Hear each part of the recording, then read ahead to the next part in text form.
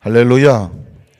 오늘 아침에 온도를 아침에 새벽에 나오면서 보니까 영하 7도, 아파트 단지에서는 7도, 단지를 벗어났더니 8도, 엄청 따뜻해졌습니다. 어제 12도였어요. 어제 12도였었는데 무려 5도나 올라갔습니다. 어깨를 피세요. 그래서 야, 엄청 따뜻해졌다. 반응이 좀. 그래서 이 사실 상당히 온도라는 것은 상대적이거든요. 예를 들어서 뭐 갑자기 10도 정도 낮에 따뜻했는데 갑자기 뭐 영하 1도 그러면 툭 떨어진 것처럼 보이잖아요. 영하 12도 그랬는데 영하 7도 막 이러니까 엄청 따뜻하게 느꼈는데, 사실은 춥고 더운 것도 우리의 마음속에 있다 이렇게 생각하는 사람들도 있습니다. 그래서 뭐 인도 쪽에서 돌을 닦는 사람들, 이 사람들을 보면 영하의 추위 가운데다가 막 찬물을 보도 얼음물을 보도 오히려 그냥 몸에서 그냥 뜨뜻한 열기가 난다고 그래요. 이유가 뭐냐면 그 사람의 생각 속에는 지금 너무 더운 그 생각에 굉장한 몰입으로 너무 더운 곳으로 그냥 그런 어떤 더움을 생각으로 가득 차 있을 때 찬물을 갖다가 보면 오히려 시원하다 막 이렇게 생각을 한다는 것이죠. 오늘 여러분 좀 날씨가 추울 수 있겠지만 어깨를 펴시고 눈동자를 가운데로 잘 모으세요. 좌우로 흐트러지지 마시고, 오늘 하나님께 이 추위 가운데 드린 예배는 또 특별한 은혜와 은총이 있는 줄로 믿습니다. 특별히 중등부 학생들 얼마나 감사한지 모르겠어요. 우리 선생님들과 함께 이 추위 가운데 동기 수련을 한다고 아침에 나서 열심히 이렇게 찬양하는 모습이 귀하고 감사하고요. 우리 새내기가 있던데, 이야, 초등학생 초딩에서 올라와서 중딩 됐거든요. 그래도 올라오자마자 동기수련한다 가운데 앉아서 이렇게 찬양한다고 서 있는데 보니까 뒤에서 딱 봐도 야, 새내기구나. 근데 가슴이 뭉클했습니다. 이 추위 가운데 와서 찬양하는 모습. 집도 멀어요. 집도 먼데 우리 선생님들과 함께 열심히 찬양하는 모습을 보니까 아마 민족을 구할 아주 큰 인물이 되리라고 믿습니다. 한번 따라하실까요? 크리스찬이 피해야 할 것들, 이런 제목으로 말씀의 은혜를 나누기 원합니다. 아마 중고등학교 시절에 늘 노트 같은 데 받아 쓰고 모아놨던 것 중에 하나가 명언들 아닐까. 명언, 그렇죠? 어떠십니까? 저도 예전에 노트 하나에다가 명언들을 쭉 적어놓고 열심히 외우기도 하고 또 틈틈이 보았던 기억이 있는데, 뭐 내일 지구에 종말이 오더라도 오늘 나는 사과나무를 심겠다. 누가 했습니까? 사과장수가 누가 했나요? 스피노자라고 하는 철학자가 얘기했는데, 최근에 어떤 종교 어떤 그 강연을 듣다 보니까 마틴 루터가 사실은 그 얘기를 했다. 그런데 우리가 알려지기는 스피노자로 알고 있다 한 얘기를 또 새롭게 들었습니다. 어쨌든 간에 누가 했든지 간에 굉장히 중요한 거죠. 어떤 상황 속에서도 자신의 것을 최선을 다하려고 한다는 그런 고백이죠. 그것만큼이나 유명한 것이 철학자 데카르트가 나는 생각한다. 고로가 의미가 있어요. 고로, 나는 존재한다. 그래서 그 당시는 사실상 이게 무슨 말인지 잘 쉽지 않죠. 뭐 사춘기에 나는 생각한다, 나는 존재한다.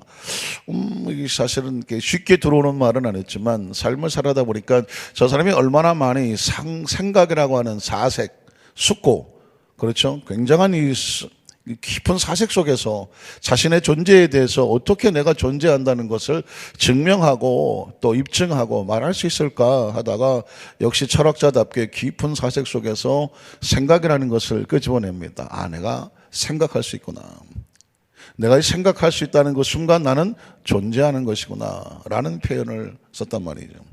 굉장히 중요한데, 최근에 제가 말씀을 여러 가지로 묵상하는 가운데 이 부분에 조금 반론을 제기하고 싶더라고요. 나는 생각한다, 나는 존재한다. 그러면 생각이 없으면 존재하지 않는가?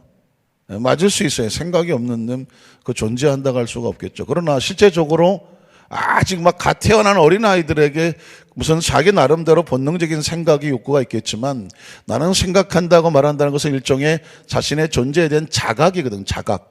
스스로 생각을 깨우쳐서 알게 되면서, 그러면서 이 자각하면서 그 자각을 자신의 존재로 받아들인다고 한다면 아직 스스로의 자각이 없는 아주 이화라든가 하다못해 태 속에 있는 어린아이라고 하든가 태아라든가 그렇죠? 또는 생각을 잠시 놓아야 되는 어떤 치매 환자라든가 어떤 정신적으로 또 어떤 충격을 받은 그런 상태라든가 이런 생각에 문제가 생기면 그러면 존재하지 않는 건가? 라고 이렇게 좀 딴지를 걸을 수가 있겠죠.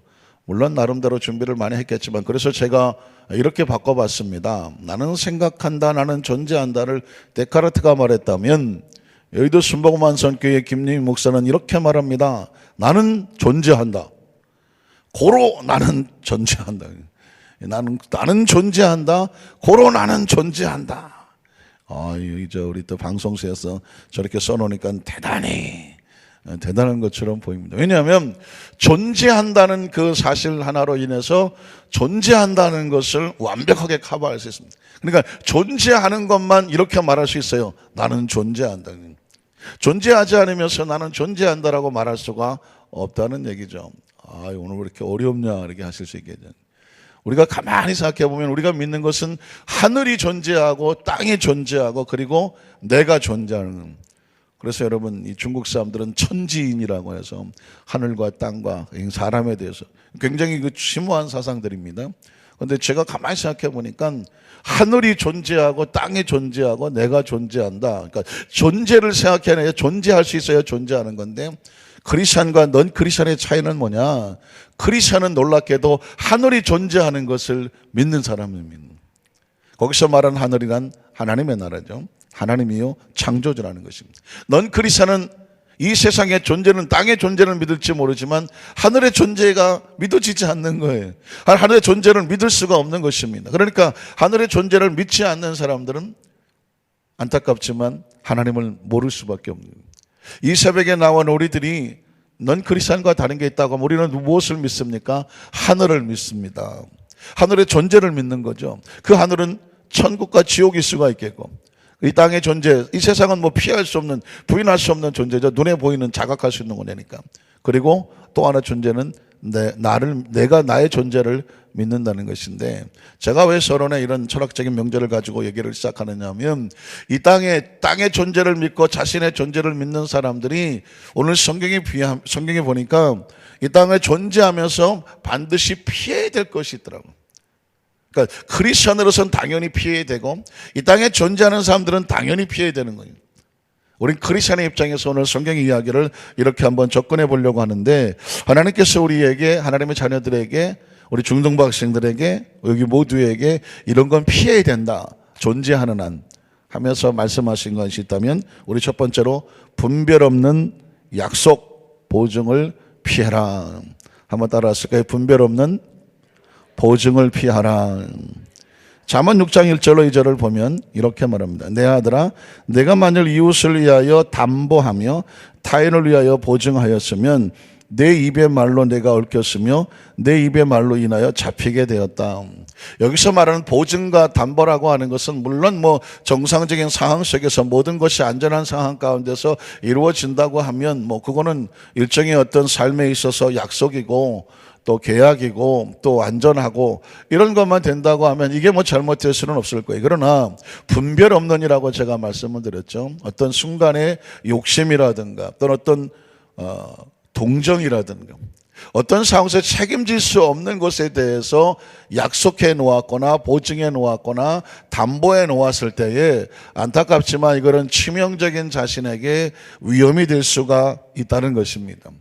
그건 그 잘못된 약속, 분별 없는 말 한마디, 그 보증과 담보로 인해서 어떻게 성경은 표현하냐면 3절로 5절에 보면 그것을 빠져나와야 된다. 내 아들아 내가 내 이웃의 손에 빠졌다고 말하고 있습니다. 이건 다시 말해서 함정에 빠진 것과 같죠. 어떤 사람이 우리에게 유혹을 하고 어떤 무슨 일확천금과 같은 이것만 해주면 내가 이렇게 해줄게. 조금 심하게 말하면 사기와 같은 수도 있습니다. 그런 상황 속에 빠지게 됐다는 것입니다. 그래서 그 다음에 보면 이같이 하는 너는 곧 가서 겸손히 내 이웃에게 간과해. 여기서 상당히 중요한 것은 이 상황 속에서 빠지거나 할 때 다투고 싸우고 그런 상황이 아니라 최대한 모든 방법을 동원해서 빠져나와야 해요. 겸손히 내 이웃에게 간구하여 스스로 구원하되 내 눈을 잠들게 하지 말며 눈꺼풀을 지금 졸고 잠자고 마음 편안하고 느긋하게 있을 상황이 아니라는 것입니다. 감기게 하지 말고 노루가 사냥꾼의 손에서 보셨습니까? 사냥하는 사냥꾼 앞에 노루가 어떻게 도망을 치며 필사적으로 살아나려고 몸부림을 치는지, 노루가 사냥꾼의 손에서 벗어나는 것 같이, 새가 그물 치는 자의 손에서 벗어난 것 같이 스스로 도망쳐 피하고 빠져나와서 뭐 해야 됩니까? 스스로 구원하라고 하는 것입니다. 그러니까 우리의 공동체 안에 간혹 교회에서 이제 그런 얘기합니다. 교회 모임 같은 거 하지 말아라. 위험성이 참 많은 것이기 때문에. 예전에 보니까 그 교회 모임이 이거 교회가 잘못돼서 교주가 된 사람이 잘못 마음을 먹거나 아니면 교원들 가운데 펑크를 내거나 했을 경우에, 물론 뭐 죄가 나쁘지 사람이 나쁘겠습니까만은, 그러나 그런 문제로 인해서 또 심각한 어려움을 당한 경우도 있습니다. 지금 가만히 생각해 보니까 개인적인 비밀인데요. 제가 어렸을 때 보니까 우리 어머니도 아이고 어디다가 개를 열심히 모아갖고 들였다가 개주가 도망을 갔는지 어린 나를 이끌고 열심히 개돈 받으러 다녔던. 그때는 왜 우리 어머니가 이 밤에 나를 끌고 여기저기를 들고 다니나 그랬더니 아마 개돈을 어렵게 모았는데 넣었다가 아마 펑크가 난 것 같아요. 그래서 그냥 제가 뭘 안다고 초딩이, 나도 초딩인데 저를 끌고 다니면서 하여튼 간에 그랬던 기억이, 지금 생각해 보니까 그런 상황이에요. 안전하지 못한 곳에서 그게 들어갔다가 그것을 아마 찾지도 못했을 것 같아요. 이제 잃어버렸던 것 같습니다. 어쨌든 교회 안에서 이렇게 모임을 금하고 있는 이유가 바로 그런 상황이고, 다단계 이런 거 사실 교회에서는 위험스럽게 생각을 합니다. 어쨌든 간에 이 분별이 없다는 것은 안전하지 못한 것에 대해서 어떤 욕심이나 탐욕이나 다른 사람의 말에 의해서 혹하여 그냥 그래 라고 말 한마디 잘못해서 얽혀진 약속에 대해서 이 땅의 크리스찬들은 지혜롭게 빠져나가야 된다고 말합니다. 두 번째는 게으름에서 빠져나오라고 말하고 있습니다. 한번 따라올까요? 게으름에서 빠져나와라. 크리스찬들이 존재하면서 성경은 우리에게 게으름에서 빠져나오라고 말합니다. 잠언 6장 6절을 보니까 6절입니다. 6절 게으른 자요. 게으른 자요. 일단 성경은 게으른 자요에 대해서의 운명과 그 결과를 말하고 있는데, 개미에게 가서 그가 하는 것을 보고 지혜를 반드시 얻어야 된다. 이유가 뭘까요? 7절로 그 다음 절을 보면, 개미는 두령도 없고 간독자도 없고 통치자도 없으되 먹을 것을 여름 동안에 열심히 준비하여 예비하더라. 물론 이거 어디서 많이 본 것 같죠? 이솝의 우화에 보면 개미와 배짱이 나죠. 개미는 열심히 한여름에 겨울이 오기 전까지 열심히 많은 것들을 준비하고 겨울을 준비하지만, 배짱이는 맨날 배짱이가 기타를 들었나요? 어쨌든 넓적다리 하나를 기타처럼 생각하면서 열심히 띵가띵가 하면서 한여름에 겨울이 올 때까지 열심히 놀고 먹었다는 거죠. 어떻게 됩니까? 여름 동안에 예비하며 추수 때까지 양식을 모으느니라. 게으른 자여, 마치 배짱이 같이 띵까띵까 하는 자여, 내가 어느 때까지 누워 있겠느냐? 내가 어느 때에 잠이 깨어 일어나겠느냐? 좀 더 자자, 좀 더 졸자, 손을 모고 좀 더 누워 있자 하면 내 빈궁이, 게으른 자의 결과는 이렇습니다. 내 빈궁이 강도같이 오며 내 곰핍이 군사같이 이르게 된다는 것입니다. 사실 그것은 굉장히 이 땅의 삶을 살아가면서 크리스찬들에게 열심히 그 삶 속에 땀 흘려 노력하며 헌신하며 부지런히 일할 것을 말씀하기도 하면서, 영적으로도 보면 하나님의 나라, 우리가 하늘을 믿는다고 말했습니다. 하늘을 믿는 하나님 백성들은 이 땅이 영원하지 아니하고 하나님의 나라가 임할 것을 믿기 때문에 그 다가올 천국에 대해서 어떻게 합니까? 열심히 신앙들 영적으로 깨워서 졸지 않고 준비하는 신앙이 필요하다는 것입니다. 저는 마태복음 25장에 보면 천국은 이렇다라고 세 가지 비유가 나오는데, 제가 입이 닳도록 얘기했기 때문에 천국에 대한 마태복음 25장의 세 가지 비유, 첫 번째는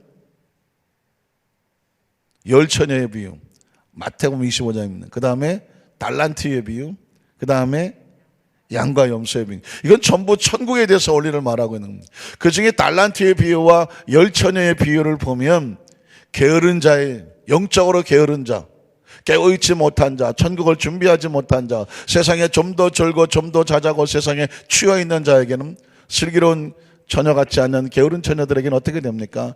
혼인잔치의 문이 열리지 않는다는, 달란트의 비유처럼 주님이 부신 분명히 달란트가 있는데, 사명이 있는데, 직분이 있는데, 맡기신 것이 있는데, 그냥 나중에 시간 날 때 하지.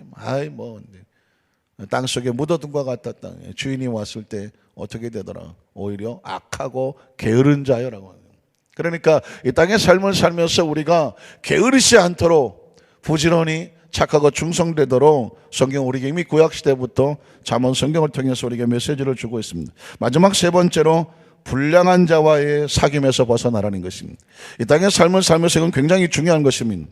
한번 따라하세요. 불량한 자와의, 상황도 되고 사귐도 되고요. 상황에서 벗어나라, 사귐에서 벗어나라. 그러니까 지금 내 모든 관계 속에서 나는 올바르지 않은 관계에서는 그 상황 속에서 빨리 벗어나야 되는 것입니다. 12절로 15절을 볼까요?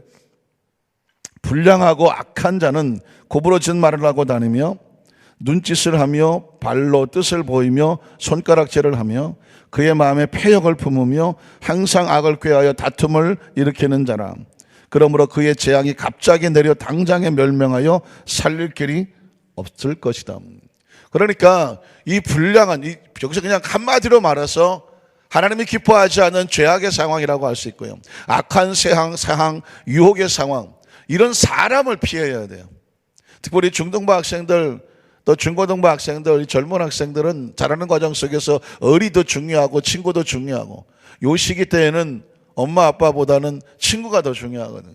저도 저 시기 때 그런 그런 생각을 가졌어요. 아이고, 나 집에서 나와서 친구들끼리만 같이 살았으면 좋겠다. 이게 이제 실천이 되면 가출이 됩니다. 가출이 되는 거죠. 그런데 그 시기에는, 저 시기에는 친구가 더 좋아요. 엄마 아빠 맨날 뭐라고 그러지. 친구들을 만나면 속에 있는 얘기도 하고 서로의 마음도 통하는 것 같으니까. 그런데 이 시기에 정말 중요한 게 뭐냐면 친구를 잘 사귀어야 돼요. 조금 더 포함하면 선후배들이라고 할까요? 그 동료들을 잘 만나야 돼요. 그때 좋은 친구를 만나면, 좋은 친구를 가려서 사귀고 그 함께 공동체를 가지면 그것이 아주 삶을 살아가는데 중요한 과정과 발판이 되고, 이 시기에 친구를 잘못 만나면 생애가 그냥 엉망진창이 될 수 있습니다. 제가 굉장히 충격받던 게 중학교 3학년 때, 중학교 1, 2, 3학년 같은 반을 하면서 굉장히 친했던 친구들이 몇 명이 있었습니다.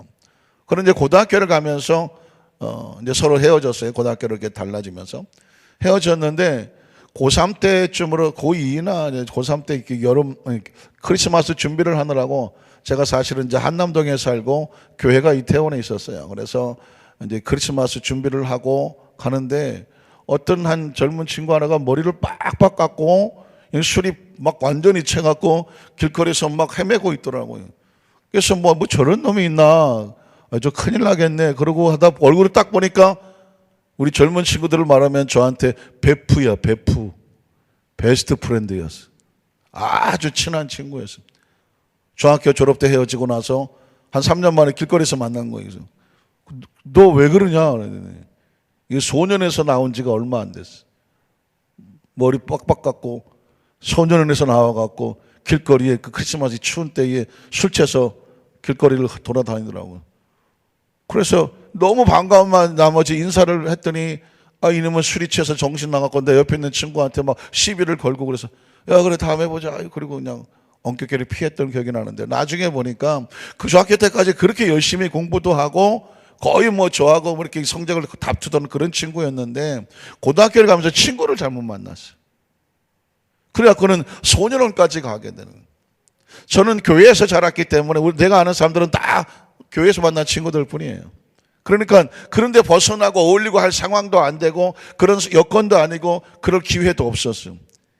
오늘 성경에 보면은 이건 어린아이들뿐만 아니라 중고등학생들뿐만 아니라 인생의 삶을 살아가면서 잘못된 관계라고 여겨지는 것은 빨리 도망을 쳐야 돼요. 끊어낼 수 있어야 돼요. 왜? 결과가 뻔합니다. 아까 결과가 어떻댔죠? 15절에 보니까 결과가 이렇습니다. 그러므로 그의 재앙이 갑자기 내려 당장에 멸명하여 뭐 할 길이 없어요? 살릴 길이 없어요. 그리고 이거는 이제 또 뭐 다른 사람과의 관계라고 한다고 하면 개인의 신앙생활 속에서도 마찬가지입니다. 이 땅에 제가 아까 처음에 존재라는 말을 썼죠. 하늘이 존재하고 땅이 존재하고 우리가 존재합니다. 그런데 하나님도 스스로 하나님도 존재하시거든요. 하나님은 스스로 존재하시는 분이고 우리는 그 창조주가 존재케 해야 존재하는 사람이에요. 그러니까 이 땅의 삶을 살면서 누구의 눈치를 볼 수밖에 없냐면 창조주의 눈치를 봐야 할 수밖에 없어요. 왜? 우린 그분의 섭리 속에서 계획 속에 있어요.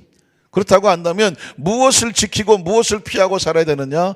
그분이 말씀하신 원리와 원칙 안에 있어야 되고 그 원칙에서 벗어나면 결과가 뻔한 겁니다. 우리가 자동차를 끌고 길 도로에 나가는 순간 눈치를 볼 수밖에 없어요. 무슨 눈치를 봐야 됩니까? 누구 눈치를 봅니까? 운전하면서 누구 눈치를 봅니까? 도로교통법의 눈치를 봐야죠. 신호등도 눈치 봐야 되니까 오늘 아침에도 눈치 엄청 보고 왔는데 이거 이 빨간불이 이렇게 바뀔까 안 바뀔까 눈치 보다가 에이 안 바뀌었네 신호등에서 그냥 가다가 어떤 때 보면 빨간불이 싹 파란불로 바뀌잖아요. 그럼 또 씩 하지 않습니까? 우리는 이 신호등 눈치 봐야 되거든요. 차선 눈치 봐야 되지 않겠습니까? 속도 눈치도 봐야 되는 거예요. 이게 뭐냐? 눈치 본다고 표현을 했지만 법규하고 원리와 원칙입니다. 인생의 삶을 살아가는 지혜로운 사람은 누구 눈치를 보며 산다? 하나님의 눈치를 보는 거죠. 그것이 하나님의 말씀이고 계명이고 그리고 원리와 섭리입니다. 그래서 제가 마지막으로 보면 하나님이 미워하시고 싫어하시는 것이 있다는 눈치가 빠르신 분들은 하나님을 미워하시고 싫어하는 것을 이제 비껴가셔야 되죠. 뭐가 있을까요? 자, 17절을 한번 볼까요? 16절부터 볼게요. 16절. 야훼께서 미워하시는 것이 있다 그랬습니다. 하나님이 미워하시는 것이니까 해야 될까요? 말아야 될까요? 말해 못해. 그죠? 이걸 피해 나가셔야 됩니다. 자, 곧 그의 마음에 싫어하시는 것이 67가지가 있다라고 말씀했습니다. 이거 잘 적어 놓으시고 이거 피하고 다니셔야 됩니다. 자, 같이 읽어볼까요? 곧 교만한 눈과 거짓된 혀와 무죄한 자의 피를 흘리는 손과 악한 괴교를 꾀하는 마음과 빨리 악으로 달려가는 발과 거짓을 말하는 망령된 증인과 및 형제 사이를 뭐하는 사람이 이간하는 자다라고 말했습니다. 그러니까 지금 이 사람들을 가까이 하면 아까 말씀드렸지만 우리에게 빈국이 다가오고 재앙이 다가오고 멸망이 다가올 수밖에 없어요. 기억하십시오. 그래서 어떤 사람은 이렇게 말하기도 합니다. 지금 현재 우리의 모습은 지나간 과거가 만들어낸 산물이다. 누가 말했는지 잘 모르겠는데 저도 그런 말을 할 것 같아요. 오늘 지금 저와 여러분이 인 모습은 지나간 과거가 우리가 어떻게 살았는지 그 결과가 지금 우리의 모습에 여기 와 있는 것입니다. 지나간 과거를 하나님이 미워하시는 삶의 모습으로 살았을 때는 그 결과가 뻔하다고 말씀을 드렸습니다. 그러나 우리가 지금 이 자리에 있다는 것은 그 잘못된 여러 상황이 있었겠죠. 그 상황 속에서 빠져나오고 피해 나오고 결국 이 자리에서 우리가 만나는 것은 그 많은 위기를 벗어나고 여기서 하나님을 예배할 수 있는 이 자리를 끈 것은 바로 하나님의 은혜인 총이고 우리의 지나간 과거 속의 선택과 그 선택에 대한 결과인 줄로 믿습니다. 앞으로 우리 청년들도 마찬가지죠. 이 청년들에게서 늘 하는 말이 있습니다. 우리 중고등부 학생들은 청년들에게는 너의 꿈을 보여다오. 너의 꿈을 보여다오. 그러면 내가 너의 미래를 예언할 수 있다. 청년들에게 하는 말이거든요. 그래서 그 청년들에게 항상 이 꿈을 꾸게 하고 미래를 바라보게 하고 하는 것인데 꿈이란 무엇입니까? 나는 미래에 이렇게 살겠다라고 미리 마음에 결단하고 각오하고 그 이루어지는 모습을 마음속에 품는 것이거든요. 그런데 뭐 대통령 되겠다, 뭐 되겠다 하는데 이것도 중요하지만 정말 중요한 것은 그 과정 속에서 하나님께서 미워하시고 싫어하는 것은 뭐 해야 된다? 피해 나가야 되죠. 정말 중요한 것은 난 뭐 서울에 가겠다, 미국에 가겠다, 어디 가겠다. 중요한 꿈이죠. 그러나 그 꿈을 이루는 과정 속에서 잘 가야 되죠. 안전하게 가야 되죠. 정확하게 가야 되죠. 그래서 오늘 성경 속에서 오늘 잠언 6장 전체를 통해서 하나님께서 우리에게 가르쳐 주신 것은 뭐냐면 하나님이 미워하시고 싫어하는 것을 피할 수 있는, 피해야 되는 이유와 또 원칙과 또 주시는 말씀에 대해서 우리가 함께 말씀을 나눴습니다. 간절히 바라기는 이 말씀이 오늘 하루만 적용되겠습니까? 평생을 살아가면서 하나님께서 원하시는 그 분별 없는 보증을 피하시고 잘못된 언어의 허언을 피하고 게으름에서 빠져나와야 되며 불량한 자와의 사귐 상황에서 벗어나서 하나님께서 원하시는 안전한, 우리의 목적은 천국에서 만나는 것이거든요. 안전한 매일 매 순간의 천국 여행이 되시기를 주님의 이름으로 축원합니다.